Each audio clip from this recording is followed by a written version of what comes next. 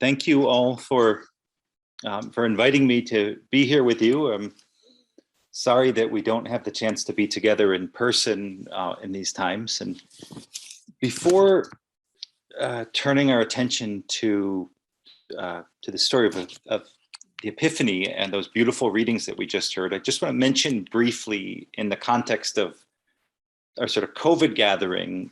I've been reflecting on this, in my own life and thinking about there are three places where I find that I can get stuck spiritually in response to these events. One is to move towards fear and kind of feel a little bit of a contraction in my heart. A second, I could say, is an agitation of sort of fighting with reality, struggling to sort of accept what is with the turn of events. And then the third, there can be a temptation to go into blaming others or turning towards anger. And what strikes me about those three reactions is all three have direct antidotes in the teachings of Jesus. Fear is treated by Jesus's insistence of trust in God, of utter trust in God, moment by moment.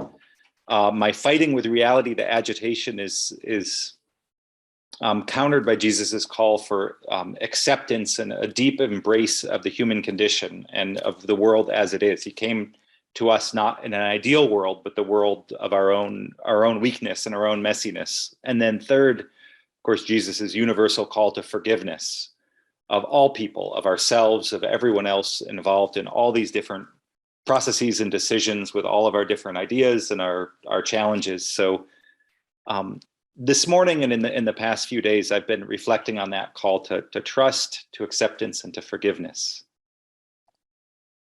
And of course, all of these things come to us, and we have access to them because of this gift of Jesus Christ revealed to us, which is the essence of the story of Epiphany. And the word itself means to manifest, or actually its root means to shine or to bring to light. And so in the Feast of Epiphany, in this celebration, we call to mind God's shining forth in our world.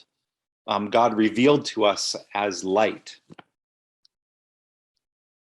And in every aspect of the life of Jesus Christ, we have different levels at which we experience this mystery or this light being revealed. There's the story of Jesus in his life here on earth 2,000 years ago, which we remember and we honor and we take inspiration from. That is the basis for these the teachings and for the stories of the gospel. There's also the aspect of Jesus Christ in the universal life of the church. So when we celebrate Christ emerging as light, as we hear this in those readings of appearing to all nations and all peoples being co-heirs in the gospel, we think about the light of Christ as awakened in Pennsylvania, but also in Paris and in Pakistan. And all across the globe, there are hearts that have awakened to this light of God with us and among us in Christ. So this day, we also remember that universal encounter with Christ throughout the world. And there's a third level, the first level being the historical revelation of Jesus Christ. The second, the revelation of Christ throughout the world in the church that goes on even now. And the third is the revelation of Christ in each of our own lives, in our own spiritual life, in our own spiritual journey. And in the heart of each one of us in our own journey, Christ's light arises in its own unique way. And so in this season of Christmas, we celebrate these what I call the Christmas mysteries. There's the mystery of the incarnation that we celebrate of Christmas, of Jesus Christ appearing, entering into our human condition. And then there's this revelation of Christ to all of the nations that we celebrate in Epiphany. And then there's the beginning of Jesus's ministry that's celebrated in the stories of Jesus's baptism. And the three of those all kind of hold together as the story of God coming among us, God's Spirit descending upon us, and our awakening into this life of God. And they actually have a parallel with the three mysteries of Easter, of the crucifixion, which is also Jesus entering more deeply into our suffering, just like Jesus enters into our life in Christmas. of the resurrection, of the light of Christ breaking through in a new way, which is a little parallel to this celebration of the light of Christ in Epiphany breaking through. And then Jesus's baptism is an image of the Spirit descending upon Jesus, and Pentecost is our celebration in the Easter time of the Spirit descending upon all of us in a similar way. So there's this interesting parallel between the mysteries of Easter and the mysteries of Christmas, each of us calling us to open to the light of Christ and Christ's intimacy with us. And in this Epiphany story, this beautiful story that we just heard this morning that Lisa read, we have three, again, images that are models that are given to us of the life of our soul. We have Mary, throughout the Christmas story, says yes to God, says, yes, I will allow God to be born within me. And each of us, in a sense, is invited to carry that spirit of Mary, that we might say that feminine spiritual response of consenting and allowing God to come, to make space for God in our heart, in our psyche, in our being, to be born in whatever way is going to occur in our lives. And Mary also in the Christmas stories is often referred to as pondering what has gone on in her heart. So she takes in what's happening and reflects on it and nurtures it, we might say, cultivates it within her being, just as she cultivated the child Jesus and nurtured that child within her womb. So that's this feminine spiritual response to saying yes to God, to giving God space, to nurturing God, pondering on the mysteries of God. This is model of Mary.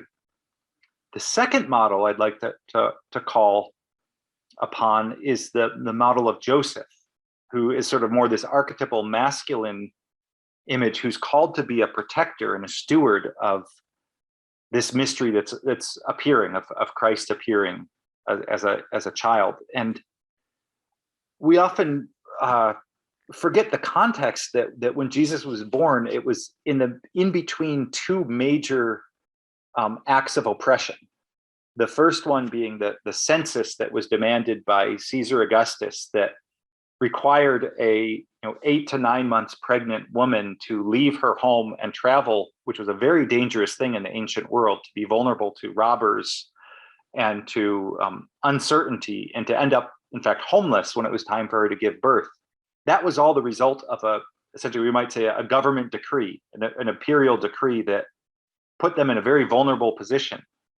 And then immediately after the birth, as the story we heard today, we have the local forces of oppression in the face of Herod not wanting any competition, not wanting any challenge to his power, to the point where he's willing to kill all of the children just to get at the coming Messiah. So Joseph's role is to protect and to steward this life in this more assertive way, to keep it safe. And we're also invited in this season to not only play the role of Mary, of nurturing and cultivating the life of Christ that's being born in us, but also to, like Joseph, to protect it from the forces not only in the world, but within our own heart that would seek to snuff out that divine life as it's being born. So I invite us to sort of reflect on this role of this, or the inner Joseph, to guard and to treasure and to keep safe that light of Christ when we see it arise within our heart and within the life of our community, to really guard and honor that. And of course, the third figures that we celebrate on this day of Epiphany and the readings are the Magi, or sometimes called the kings. And they are the seekers of their time. They're people that came from outside the Jewish world that was waiting in expectation of the Messiah, but they heard rumor and they sought and they sacrificed and they traveled many miles to come to sort of, we might say, chase after, to pursue that light where it might be found. And they saw Jesus, they saw an aspect of that light of Christ revealed in the great sign of their time of the star, which they trusted and followed, and a humble sign, which they recognized, of a helpless infant in a barn, essentially. And then the third thing that they also trusted in the story was this inner guidance of the Spirit in their dreams. The only reason the story of Jesus continued was because they were able to listen to that guidance of God in a dream to not go back and tell Herod the location of the Christ child. So we're also invited to recognize and to honor, to find that inner magi in ourselves, that seeker who seeks for the truth, that seeks for divine wisdom and guidance and is willing to pursue it at all costs, and to go after that light where we might find it, to recognize it in our midst. So I'd say we're invited to take on the attitude of Mary in nurturing that life of Christ as it arises in our midst, to protect and guard it as Joseph did, and then to seek after it, to seek it out as the Magi did. So 3 images of how we might respond to this light that arises in our midst in this Feast of Epiphany. And finally, I would like to look a little bit at what is it that the Magi recognized? What is it that they honored in the Christ child in this sort of remarkable way in the story? And we have these a key in the symbols of the gifts of gold and frankincense and myrrh. So the gold has traditionally been associated in the Christian tradition with the role of Jesus Christ as king. The frankincense, which was the incense that was used in the ancient temple, the Jerusalem temple, as the role of Jesus Christ as priest. And then the myrrh, which was used for embalming and entombing, an essential oil of myrrh, as Jesus's role as prophet, and as one who sacrificed and gave his life for his people.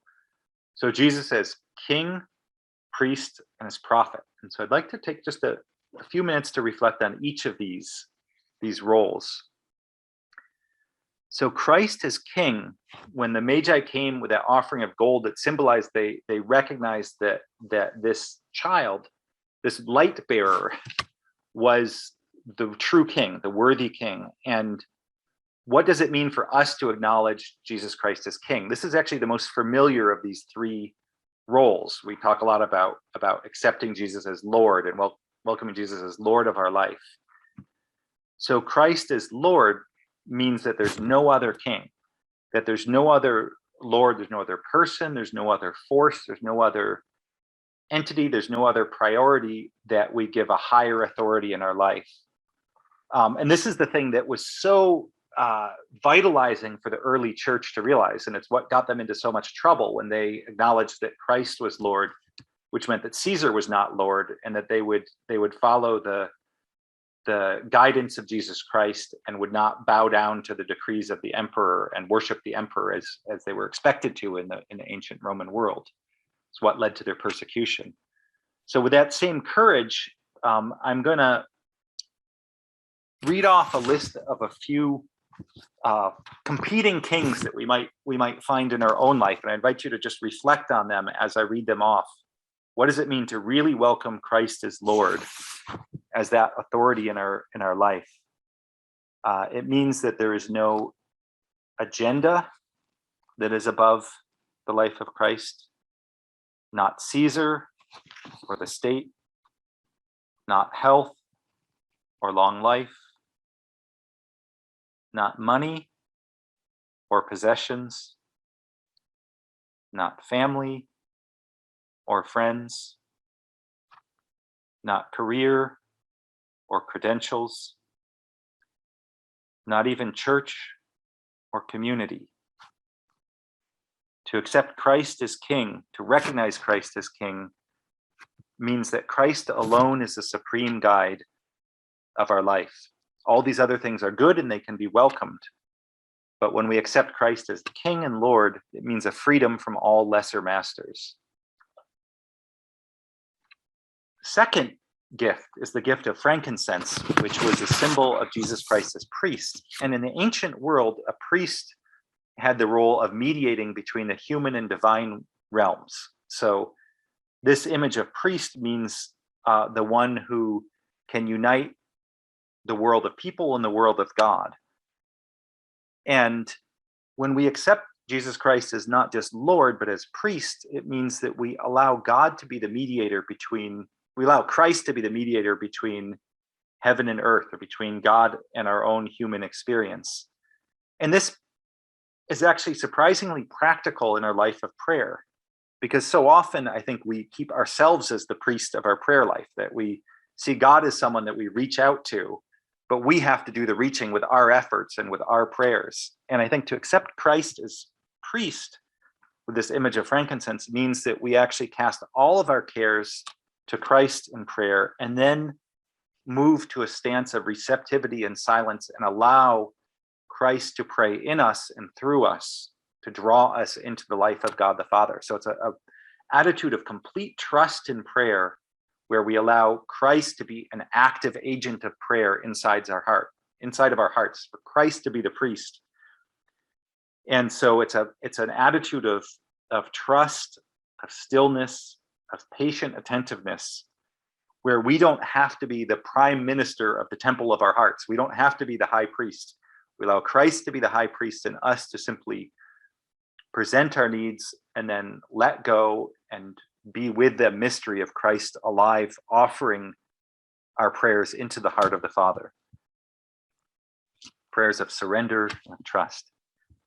So that's Christ as priest in the symbol of frankincense. And finally, we have the image of myrrh that was brought by the Magi, recognizing Christ as prophet. In Hebrew, the word nabi, the spirit-filled one, the one who's filled with God's Spirit and speaks it forth into the community of believers. And the prophet in the ancient world was a spirit-filled one who was really sort of untamed, wild, filled with this power from beyond, a mouthpiece of God, they would say. And what does it mean to truly allow this living presence of Christ in our lives to be that wild, vital force of the Spirit? I think it means to share in the self-emptying nature of Jesus Christ, that we allow our own agenda to fall away and die away, not just with Jesus as Lord or as authority, but actually with Jesus as Christ is the very vital Spirit that fills our every moment, that energizes and moves through us in a way we might not even understand, but yet we let go and we trust, and we allow that power to act in our lives, and which requires a surrender and emptying. And myrrh, of course, is also invokes Jesus's crucifixion and his giving his entire being over to God, because myrrh would have been the ointment that was used to embalm the body of Jesus after his death. So in the early church, they spoke about the supreme gift of one's life as the act of martyrdom. And later, after persecution of Christians stopped, the church in the 4th century and on began to talk about that giving of one's life, one's blood, shedding blood for Christ and fidelity to Christ, was called red martyrdom. And we still, none of us truly knows that there may come a time in our lifetime when we're asked to make that great sacrifice, to give up our physical life out of love for Christ. But even without that, in the 4th century, they began to recognize that it's possible to be a martyr for Christ by simply giving over your entire will and your entire agenda, even if you didn't die. And they called that the white martyrdom. And the white martyrdom meant that you sacrificed and gave over your will and your own control of your life to be fully surrendered to God. And that was an equally valid sacrifice. That we're aligning ourselves with Christ, the sacrificial prophet, when we drop our own agenda and allow God's life to live through us and guide us in ways we might not even understand, but we trust. And that, no matter what our circumstance, each of us has the opportunity to share in that life of Christ the prophet through that kind of martyrdom. Every day we have a chance to lay down our own agenda, our own fear, our own anxiety, our own anger, our own resentments, to sacrifice, to let go of those, to allow God to live through us beyond the limits of our own human life. So that's an invitation into sharing in this life of Christ, the prophet. So Christ is priest, prophet, and king. The gifts of gold, of frankincense, and myrrh that we celebrate in Epiphany call us into this way of life, this way of giving our life over to Christ and allowing this greater life of God that shines forth in the world right now to shine forth in each of our lives. And so we give thanks for this gift. We celebrate this gift, and we pray this day that we may every day continue to awaken to this light of Christ revealed within us, and to surrender to the fullness of what that means, to the glory of God and to Christ in our own heart and in throughout the world, in every nation. So may God bless us on this day of Epiphany. Amen.